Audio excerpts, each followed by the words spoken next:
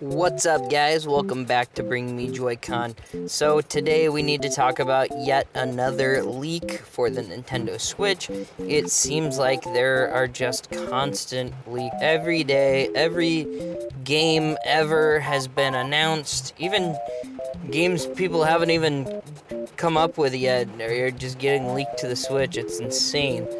So today I just wanted to talk about Paper Mario. Now, Paper Mario is a game, you'll hear me say this stuff a lot, but this game meant a lot to me when I was a kid because it just took you on this fantastical journey that Mario generally doesn't go on. For the most part, Mario's a platformer. And real early on in the Super Nintendo days, they decided to make Super Mario RPG, and that was in collaboration with Squaresoft. And, of course, those are the guys that did Final Fantasy. And yeah, it turned out to be a pretty big hit. Everybody loves it. I still love going back and playing that. And it is said that that game was the inspiration for Paper Mario because, the fighting style and everything, and a lot of what is in Paper Mario was in that first game, Super Mario RPG, on the Super Nintendo, only it was, not paper. Mario wasn't flat like that. But they decided, to go a different route when they made Paper Mario on the N64, and, it was kind of fun to make him papery because then you could, he could get trampled over and lay flat on the ground when he falls down, or he could turn sideways and fit through, say, jail bars, things like that.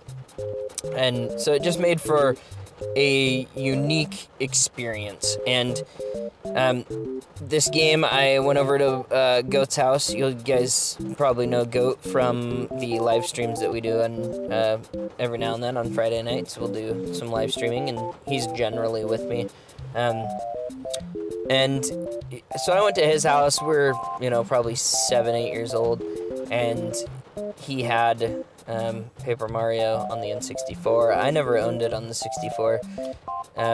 But anyway, we had a great time with that. And then, of course, it came out Thousand Year Door on GameCube, and that game is basically the fan favorite. I personally really like Paper Mario 64 just because it was the one that I didn't own, and of course, being a human, I want what I can't have, and that one just, sort of more of a mystery to me. I didn't get to play as often. So, although I do love Thousand Year Door, it's amazing game. It's also, it's definitely in the running for best Paper Mario. But anyhow, they continued making these games. They kind of went off track. They weren't that special anymore, and they kind of started doing these weird gimmicky things like the Sticker Stars, which Sticker Stars wasn't a bad game. It was one of the only games, actually, that I bought for my 3DS. And the gimmicky whole having to find the stickers and use them in battle and use them to unlock new pathways. That was probably the coolest use for them, was unlocking the pathways, but the whole using them in battle thing I didn't really like. And then they did the Color Splash, and they had the Super Paper Mario Wii, and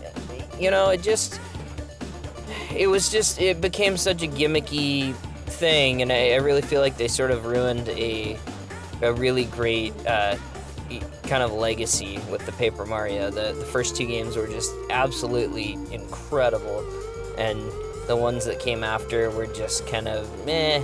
And so the rumor is that this is supposed to be a return to form, meaning that it's going to be like those first two games were. So I really, really hope that's the case. I don't really want to pick up a Paper Mario game and have it be gimmicky and weird again. So, you guys let me know what was your favorite Paper Mario game. Maybe it's, one of those other ones I talked about that I wasn't really a fan of. You know, I'm not here to judge. Let me know in the comments which Paper Mario you liked the most, and you know, let me know. Maybe you have a fun experience from when you were a kid playing it that you want to tell me about. Yeah, I'm always going on and on about, you know, the time that I played it when I was at my friend's house or my grandma's house or my cousin's house. I just really like, you know, good stories and good conversation. So hit me up in the comments. Let me know if you are a Paper Mario fan, if you're excited about this, if you even think it's true. I think that it makes sense to have a Paper Mario, especially if you're going to do a return to farm and have it like those first 2 games.